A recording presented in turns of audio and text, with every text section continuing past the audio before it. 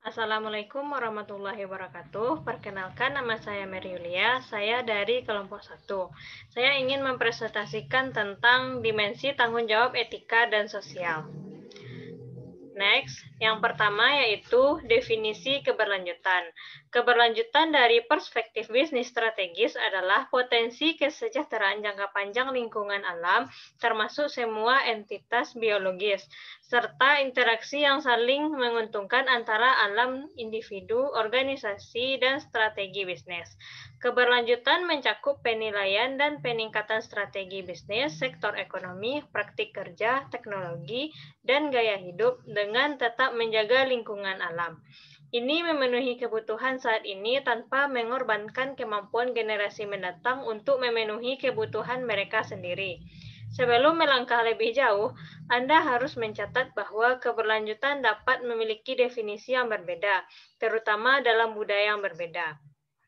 Di Eropa, misalnya, keberlanjutan mencakup konotasi lingkungan dan ekonomi. Di Amerika Serikat, keberlanjutan lebih dikaitkan dengan masalah lingkungan. Lainnya percaya bahwa istilah lingkungan itu sendiri terlalu luas dan keberlanjutan dalam bisnis harus fokus pada keberlanjutan manusia dengan fokus pelanggan. Next. Selanjutnya yaitu bagaimana keberlanjutan berhubungan dengan pengambilan keputusan etis dan tanggung jawab sosial. Keberlanjutan termasuk dalam domain tanggung jawab sosial untuk memaksimalkan dampak positif dan meminimalkan dampak negatif pada pemangku kepentingan. Karena sebagian besar pemangku kepentingan memiliki kekhawatiran tentang beberapa aspek lingkungan alam. Organisasi harus menanggapi masalah tersebut dalam strategi, kebijakan, dan operasi mereka. Keputusan di bidang ini berkaitan dengan penilaian risiko, pemantauan kepatuhan hukum, dan menghindari kesalahan dalam lingkungan. Budaya perusahaan yang mencakup agenda keberlanjutan dapat menciptakan tanggapan pemangku kepentingan yang menguntungkan dalam jangka panjang. Selain itu, kinerja tanggung jawab sosial perusahaan dapat meningkatkan identifikasi dan komitmen karyawan terhadap perusahaan. Keberlanjutan tanggung jawab sosial dan etika tidak boleh digunakan secara bergantian. Beberapa mengambil pendekatan bahwa jika suatu organisasi berkelanjutan, maka itu juga etis. Namun, sebuah organisasi tidak dapat mengabaikan prinsip-prinsip dasar, nilai-nilai, dan kewajiban hukum kepada masyarakat. Misalnya, Walmart membuat nama untuk dirinya sendiri dalam keberlanjutan dengan upayanya untuk menjual lebih banyak makanan organik, mengembangkan praktik rantai pasokan yang lebih ramah lingkungan, dan berinvestasi dalam alternatif hijau lainnya. Ada 4 alasan tanggung jawab sosial menjadi masalah bagi organisasi. Yang pertama, kegiatan yang bertanggung jawab secara sosial seperti praktik bisnis yang berkelanjutan dapat menciptakan keunggulan kompetitif. Perilaku pembelian konsumen, interaksi pemangku kepentingan dengan perwakilan organisasi, praktik periklanan, dan partisipasi di media sosial dapat membantu perusahaan tetap berada di puncak pengetahuan pasar dan menciptakan hubungan yang bermanfaat dengan pemangku kepentingan. Yang kedua, informasi positif dan negatif tentang produk dan organisasi menjadi lebih tersedia. Oleh karena itu, konsumen dan pemangku kepentingan lainnya memperoleh kekuatan dan dapat mempengaruhi keberhasilan ekonomi perusahaan. Yang ketiga, organisasi dapat menggunakan produk dan identitas merek mereka untuk menciptakan nilai sosial, kualitas, dan loyalitas konsumen. Dan terakhir, dalam masyarakat yang saling berhubungan ini, perusahaan menggunakan keputusan mereka yang berkelanjutan dan bertanggung jawab secara sosial untuk membedakan perusahaan mereka dan mempromosikan produk mereka. Next. Selanjutnya yaitu isu lingkungan global. Perlindungan udara, air, tanah, keanekaragaman hayati, dan sumber daya alam terbarukan muncul sebagai isu utama di abad ke-20 di hadapan semakin banyak bukti bahwa umat manusia memberi tekanan pada keberlanjutan jangka panjang dari sumber daya ini. Ketika gerakan lingkungan menyembunyikan atas masalah ini, pemerintah menanggapi dengan Undang-Undang Perlindungan Lingkungan selama tahun 1970-an. Dalam beberapa tahun terakhir, perusahaan semakin memasukkan masalah ini ke dalam strategi bisnis mereka secara keseluruhan. Sebagian besar dari masalah ini adalah fokus dari warga yang peduli serta upaya pemerintah dan perusahaan. Beberapa organisasi nirlaba telah melangkah maju untuk memberikan kepemimpinan dalam mendapatkan kerjasama yang beragam kelompok dalam kegiatan bisnis yang bertanggung jawab. Selanjutnya, next. Atmosfer. Di antara masalah lingkungan yang paling luas dan kontroversial adalah yang berhubungan dengan udara yang kita hirup. Ini termasuk polusi udara, hujan asam, dan pemanasan global. Yang pertama yaitu polusi udara. Ketika negara berkembang menjadi lebih terindustrialisasi, polusi udara menjadi masalah yang semakin serius. Polusi udara biasanya muncul dari 3 sumber yang berbeda, yaitu sumber yang tidak bergerak seperti pabrik dan pembangkit listrik, sumber bergerak seperti mobil, truk, pesawat, dan kereta api, dan sumber alam seperti debu yang tertiup dari angin dan letusan gunung berapi. Sumber-sumber ini mengeluarkan gas serta partikulat yang dapat dibawa jarak jauh oleh angin permukaan atau bertahan saat terjadi stagnasi udara. Baru-baru ini, kekhawatiran polusi udara lain muncul dengan meningkatnya penggunaan rekahan hidrolik atau fracking. Fracking terjadi ketika air, bahan kimia, dan pasir dipompa ke dalam sumur dengan tekanan tinggi. Proses ini mematahkan lapisan batuan jauh di dalam tanah, memungkinkan gas alam diekstraksi. Selanjutnya yaitu hujan asam. Selain risiko kesehatan yang ditimbulkan oleh polusi udara, ketika dinitrogen oksida dan sulfur dioksida dikeluarkan dari fasilitas manufaktur, senyawa tersebut terpapar ke udara dan hujan dan membentuk senyawa baru, menghasilkan apa yang biasa disebut dengan hujan asam. Fenomena ini berkontribusi pada kematian banyak hutan dan danau yang berharga di Amerika Utara dan Eropa. Hujan asam merusak cat dan merusak batu, membuat mobil, bangunan, dan sumber daya budaya seperti arsitektur dan seni luar rentan. Membersihkan emisi dari pabrik dan mobil adalah salah satu cara untuk mengurangi hujan asam. Undang-undang hujan asam di Amerika Serikat tampaknya efektif. Penelitian menunjukkan sulfat dalam hujan di Timur Laut Amerika Serikat telah menurunkan 40%. Sayangnya, pabrik Sudbury, Kanada adalah salah satu penghasil sulfur dioksida terbesar dan berdampak pada tingkat hujan asam di Amerika Serikat. Selanjutnya yaitu pemanasan global. Pemanasan global tetap menjadi isu hangat yang diperdebatkan, terutama antara ilmuwan, politisi, kelompok lingkungan, dan industri. Bukti ilmiah pemanasan global bisa jadi sulit karena tabung reaksi untuk pemanasan global adalah bumi dan atmosfernya. Bumi mengalami siklus pemanasan dan pendinginan alami, namun banyak ilmuwan percaya bahwa konsentrasi gas rumah kaca di atmosfer mempercepat pemanasan global. Selanjutnya, next, air. Air muncul sebagai sumber daya yang paling penting dan diperebutkan di abad ke-21. Tidak ada yang lebih penting bagi kelangsungan hidup manusia. Namun, air tawar tercemar dan dikonsumsi pada tingkat yang belum pernah terjadi sebelumnya. Sebuah laporan tahun 2012 tentang air minum dan sanitasi menemukan bahwa lebih dari 780 juta orang tidak memiliki akses ke sumber air yang lebih baik atau tidak terkontaminasi. Yang pertama, polusi air. Pencemaran air merupakan salah satu penyumbang penyakit terbesar di negara berkembang. Bahan kimia yang ditemukan dalam pupuk dan pestisida yang umum digunakan dapat mengalir ke persediaan air pada setiap curah hujan. Merkuri, bahan kimia umum yang ditemukan dalam baterai dan beberapa produk rumah tangga, menjadi perhatian lain karena mencemari lautan dan oleh karena itu persediaan makanan manusia.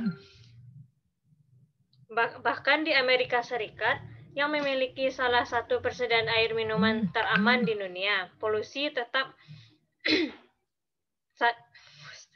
Polusi air yang terkait dengan fracking juga merupakan masalah utama. Bahan kimia dan metana telah dilepaskan ke sumber air dari operasi fracking yang menjadi perhatian khusus bagi konsumen dan pemerintah. Selanjutnya yaitu jumlah air atau kuantitas air. Selain kekhawatiran tentang kualitas air, beberapa bagian dunia semakin mengkhawatirkan kuantitasnya. Penggunaan air telah meningkat secara dramatis dalam 2 dekade terakhir. Perusahaan proaktif menghadapi kenyataan ini dan maju dengan solusi. Misalnya, Starbucks memasang keran pompa baru yang dioperasikan secara manual untuk menggantikan perlengkapan turnon biasa digunakan di toko mereka, yang diperkirakan menghemat sekitar 100 galon air per toko setiap hari. Volkswagen juga telah menetapkan target untuk mengurangi konsumsi airnya sebesar 25% pada tahun 2018. Untuk mencapai tujuannya, perusahaan mempelajari penggunaan airnya untuk mendapatkan pemahaman yang lebih luas tentang dampak perusahaannya sehingga dapat menargetkan kegiatan pengurangan air secara efektif. Next. Selanjutnya yaitu tanah. Masalah keberlanjutan lahan mencakup segala hal mulai dari polusi dan limbah hingga hilangnya keanekaragaman hayati dan makanan yang dimodifikasi secara genetik. Isu-isu etis ini mengurangi penggunaan lahan yang layak untuk tempat tinggal manusia dan hewan. Karena bisnis menghasilkan limbah, berkontribusi pada perluasan kota, dan seringkali menumbuhkan penggunaan sumber daya alam yang sulit dipulihkan. Mereka memiliki tanggung jawab etis untuk meminimalkan dampak berbahayanya terhadap tanah. Yang pertama, pencemaran tanah. Pencemaran tanah dihasilkan dari pembuangan limbah perumahan dan industri, penambangan terbuka, dan konservasi hutan yang buruk. Polusi tersebut menyebabkan masalah kesehatan pada manusia, membahayakan habitat satwa liar, menyebabkan erosi, mengubah aliran air, dan akhirnya dapat meracuni persediaan air tanah. Yang kedua yaitu penanganan limbah. Salah satu terbesar dalam pencemaran tanah adalah pembuangan sampah ke tempat pembuangan akhir. Konsumen Amerika sejauh ini adalah pemboros terbesar di dunia. Negara ini memiliki hingga 40.000 tempat pembuangan sampah yang sering dibiarkan tanpa perawatan dan diisi dengan plastik dan bahan lain yang membutuhkan waktu 1000 tahun untuk terurai. Selanjutnya yaitu penggundulan hutan. Hutan dunia dihancurkan dengan kecepatan hampir 50.000 mil persegi per tahun. 36 alasan perusakan skala luas ini beragam, karena ledakan biofuel, kawasan Asia Tenggara dan Pasifik menebang pohon untuk memberi ruang bagi perkebunan kelapa sawit. Brazil menebang hutan Amazon untuk bertani atau menanam tebu. Pada catatan yang lebih optimis, pada tahun 2012, deforestasi hutan hujan Brazil mencapai tingkat terendah dalam 22 tahun. Selanjutnya yaitu pemekaran kota. Pemekaran kota dimulai di Amerika Serikat dengan ledakan pembangunan pasca Perang Dunia Kedua. Ledakan ini mengubah negara dari komunitas dengan kepadatan rendah yang dirancang untuk mengakomodasi rumah tangga satu mobil, pengendara sepeda, dan pejalan kaki menjadi pengembangan pinggiran kota skala besar di tepi kota. Selanjutnya yaitu keanekaragaman hayati. Deforestasi, polusi, pembangunan, dan urban sprawl menambah tekanan pada satwa liar, tumbuhan, dan habitatnya. Banyak tumbuhan dan hewan punah, dan ribuan lainnya terancam. Lumba-lumba sungai Yadze adalah kepunahan baru-baru ini, dan ribuan hewan lainnya termasuk macan kumbang, Florida, harimau, spesies katak, dan sebagian besar lemur menghadapi nasib yang sama. Yang selanjutnya yaitu organisme yang diubah secara genetik. Tergantung pada siapa Anda bertanya, makanan rekayasa genetika akan menyelamatkan daerah miskin dari kelaparan dan merevolusi pertanian, atau menghancurkan keanekaragaman hayati dan membuat kita semua sakit. Organisme yang dimodifikasi secara genetik diciptakan melalui manipulasi DNA tanaman dan hewan untuk menghasilkan efek yang diinginkan seperti ketahanan terhadap hama dan virus. Next. Selanjutnya yaitu perundang-undangan lingkungan. Sampai tahun 1970-an, masalah lingkungan tidak terlalu penting bagi banyak organisasi. Namun, Hari Bumi pertama meningkatnya kesadaran pemangku kepentingan akan masalah lingkungan dan pembentukan Badan Perlindungan Lingkungan membawa keberlanjutan ke garis depan. Ketika sumber daya dunia semakin menipis, biaya untuk bisnis dan konsumen secara bersamaan meningkat. Next.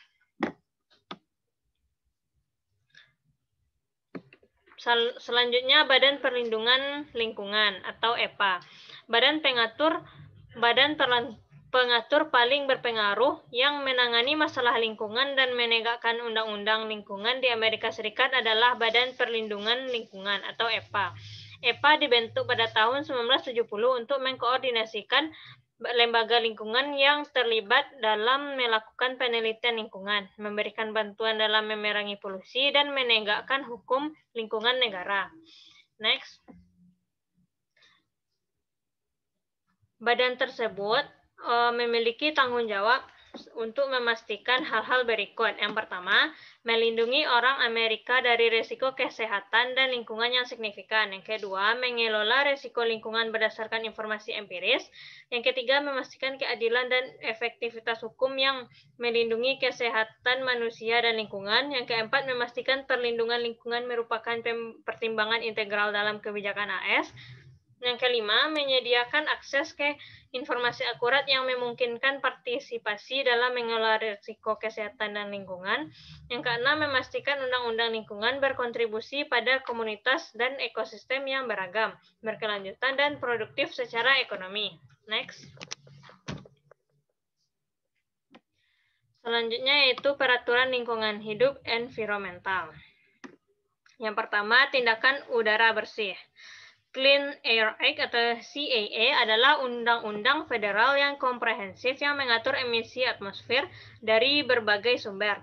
Undang-undang tersebut menetapkan standar kualitas udara nasional serta standar untuk sumber polusi baru yang signifikan yang mengeluarkan zat berbahaya.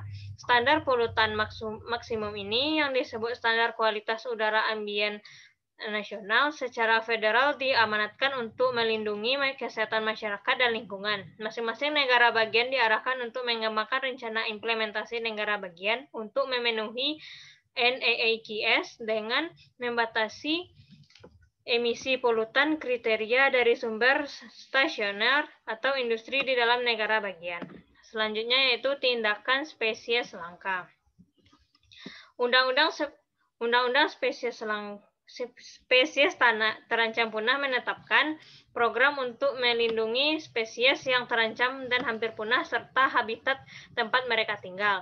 Spesies yang terancam punah adalah spesies yang terancam kepunahan, sedangkan spesies yang terancam punah adalah spesies yang dapat menjadi terancam punah tanpa perlindungan.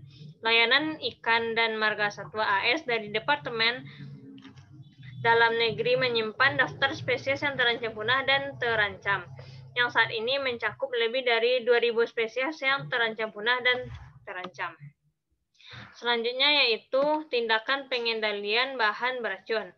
Kongres meloloskan Toxic Substances Control Act atau TSCA untuk memberdayakan IPA dengan kemampuan melacak 75.000 bahan kimia industri yang saat ini diproduksi atau diimpor ke Amerika. Yang selanjutnya yaitu tindakan air bersih. Pada tahun 1977, Kongres mengubah Undang-Undang Pengendalian Polusi Air Federal tahun 1972 sebagai Undang-Undang Air Bersih atau CWA. Undang-undang ini memberikan EPA wewenang untuk menetapkan standar limbah berdasarkan industri dan melanjutkan persyaratan undang-undang sebelumnya untuk menetapkan batas kualitas air untuk semua kontaminan di air permukaan. Next. Selanjutnya yaitu Tindakan pencegahan pencemaran. Undang-undang pencegahan polusi berfokus pada pengurangan polusi melalui perubahan hemat biaya dalam produksi, operasi, dan penggunaan bahan baku. Praktik termasuk daur ulang, pengurangan sumber, pertanian berkelanjutan, dan praktik lain yang meningkatkan efisiensi dalam penggunaan air, energi, air, atau sumber daya alam lainnya, dan melindungi sumber daya melalui konservasi. Selanjutnya yaitu tindakan perlindungan kualitas makanan.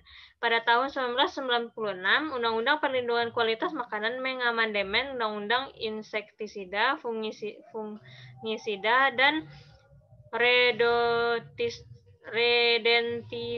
Rodentisida Federal dan Undang-Undang Makanan, Obat, dan Kosmetik Federal untuk secara mendasar mengubah cara EPA mengatur pestisida.